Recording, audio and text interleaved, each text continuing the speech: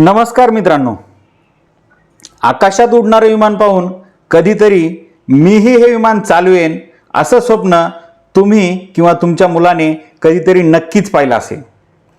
Pilot बनणं हे केवळ एक ग्लॅमरस करिअर नाही, तर ती एक अत्यंत जबाबदारीची आणि तितकीच मानाची नोकरी आहे मित्रांनो.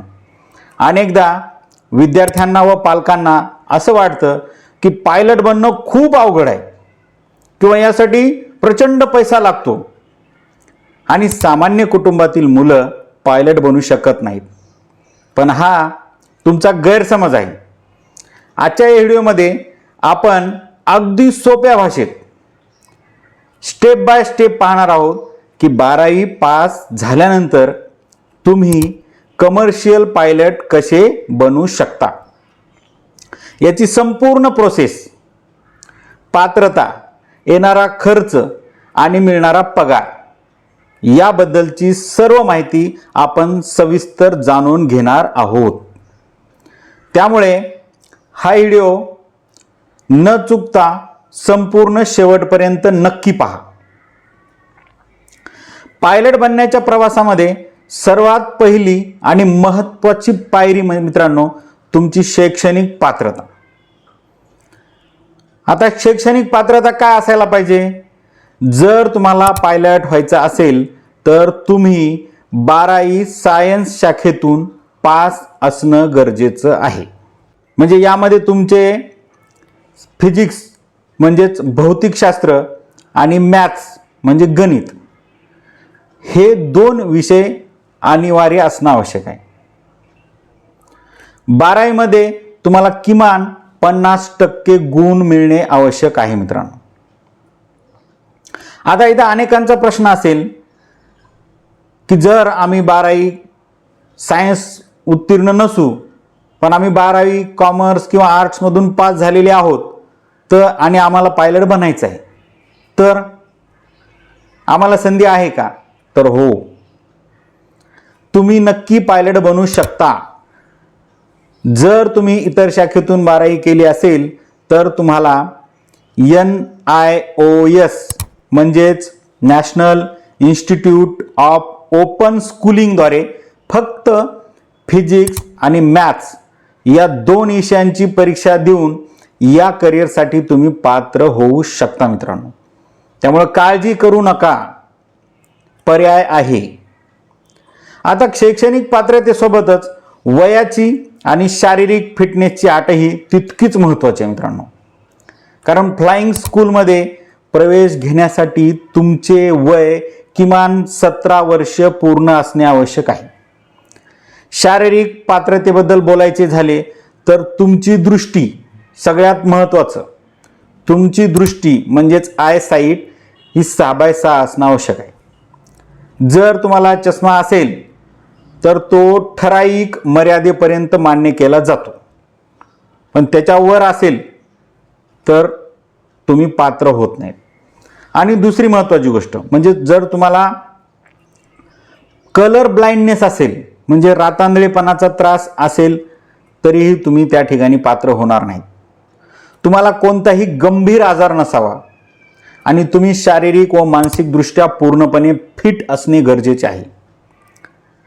लाखो रुपये खर्च करून या क्षेत्रात उतरण्यापूर्वी तुम्हाला DGCA म्हणजेच directorate general of civil aviation कडून मेडिकल सर्टिफिकेट मिळवावं लागतं मित्रांनो. हे मेडिकल 2 टप्प्यात होतं.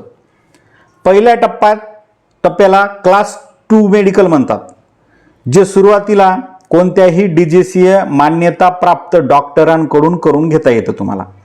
आता हे मेडिकल सर्टिफिकेट तुम्हाला मिळाल्यानंतर तुम्हाला दुसरी गरज आहे मेडिकल करण्याची, क्लास 1 मेडिकल, जे अत्यंत कडक तपासलं जातं मित्रांनो. आणि हे एअरफोर्सच्या किंवा विशेष मेडिकल सेंटरवरच तुमची त्या ठिकाणी तपासणी केली जाते. जर तुम्ही या मेडिकल टेस्टमध्ये पूर्णपणे फिट असाल तरच तुम्ही या क्षेत्रात पुढे जायचा निर्णय घ्या. कारण शारीरिक तंदुरुस्ती हा या करिअरचा सर्वात मुख्य कणा आहे मित्रांनो.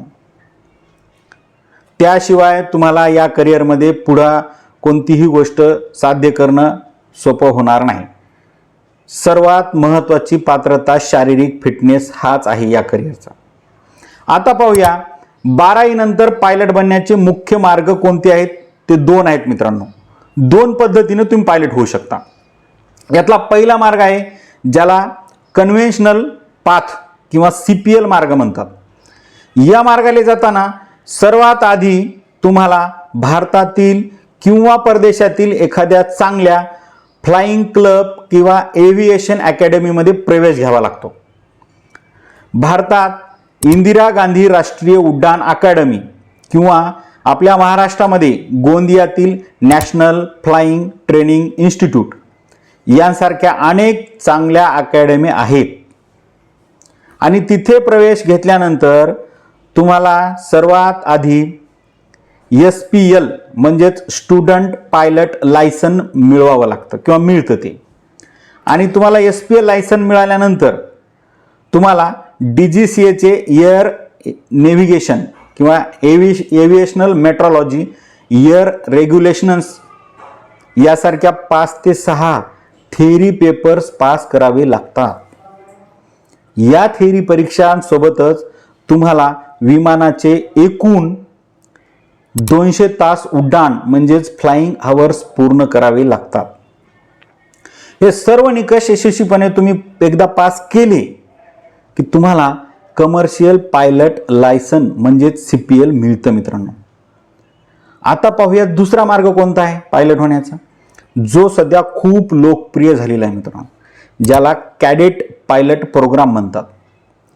याच्यामध्ये Indigo, air India, spice jet असेल यासारख्या ज्या मोठ्या भारतातल्या एअरलाईन कंपन्या आहेत त्या स्वतः हा प्रोग्राम चालवतात.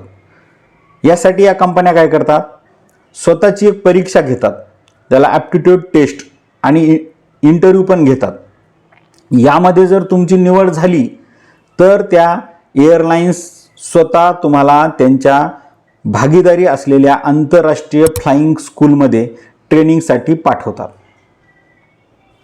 या प्रोग्रामचा सर्वात मोठा फायदा काय मित्रांनो, तुमचं ट्रेनिंग संपल्या तुम्हाला थेट त्याच एअरलाईनमध्ये नोकरीची 100% हमी मिळते, गॅरंटी असते.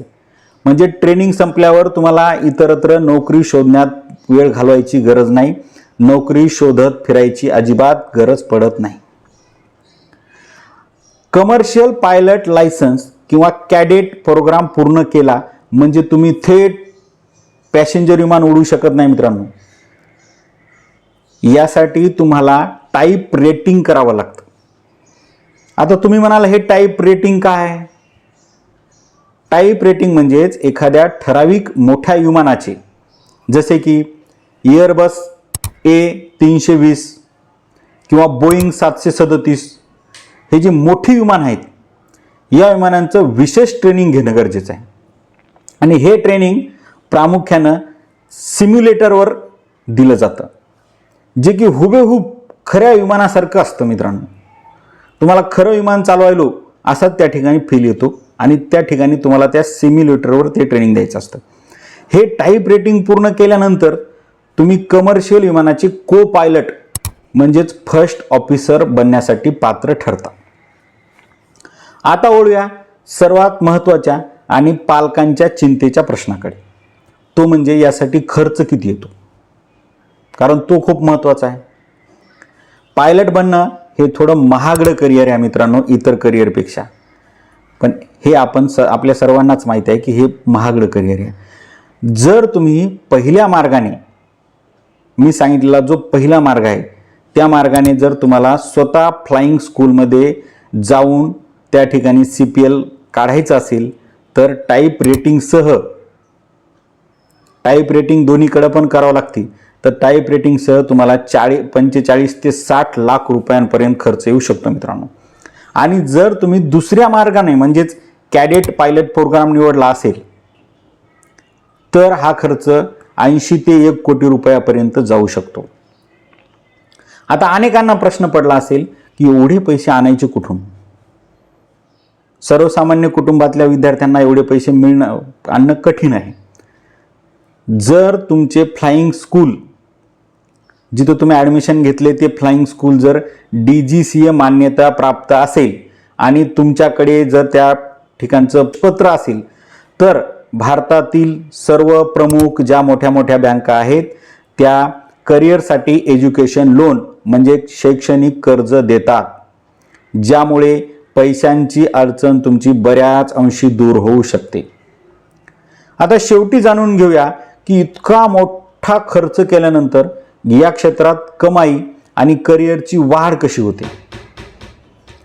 जेव्हा तुम्ही तुमचे सर्व ट्रेनिंग पूर्ण संपवून एखाद्या एअरलाइन्समध्ये फर्स्ट ऑफिसर म्हणजेच को पायलट म्हणून जॉईन होता, तेव्हा तुमच्या सुरुवातीचा पगार मित्रांनो 1.5 ते 2.5 लाख रुपयापर्यंत असतो. पण जसं तुमचा अनुभव वाढेल, तुमचे फ्लाइंग आवर्स वाढतील, तसे तुम्ही कॅप्टन म्हणजे मुख्य पायलट म्हणून ज्यावेळेस बनाल त्यावेळेस एका कॅप्टनचा पगार महिन्याला 4 ते 6 लाख रुपयांपेक्षा जास्त असू शकतो. म्हणजेच तुम्ही शिक्षणावर लावलेला पैसा पुढच्या काही वर्षात खूप चांगल्या प्रकारे वसूल होतो. तर मित्रांनो, ही होती 12वी नंतर पायलट बनण्याची संपूर्ण माहिती. सविस्तर माहिती देण्याचा मी या ठिकाणी प्रयत्न केलेला आहे. कष्टाची तयारी असेल, वेळेचे नियोजन असेल, त्वरित निर्णय घेण्याची तुमची जर क्षमता असेल आणि विमानांच्या बद्दल तुम्हाला जर खरीच आवड असेल तर हे क्षेत्र तुमच्यासाठी एक उत्तम आणि उज्ज्वल भविष्य देऊ शकतं. तुम्हाला या संदर्भात काही शंका किंवा प्रश्न असतील तर खाली कमेंट बॉक्समध्ये नक्की विचारा. हा व्हिडिओ माहितीपूर्ण वाटला असेल तर लाईक करा. जे कोणी गरजू मित्र आहेत तुमचे त्यांच्यापर्यंत शेअर करा मित्रांनो. आणि अशाच करिअर गायडन्सच्या व्हिडिओसाठी आपल्या चॅनलला सबस्क्राईब करायला विसरू नका. पुन्हा भेटूया अशाच एका नवीन माहितीसह. धन्यवाद. जय हिंद, जय भारत.